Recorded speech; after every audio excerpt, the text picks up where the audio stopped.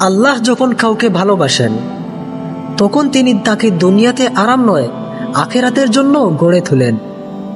তাই তোমার জীবনে যদি কষ্ট আসে, বুঝে নিও এই কষ্ট হয়তো আল্লাহর পক্ষ থেকে এক বিশেষ দয়াময় প্রস্তুতি।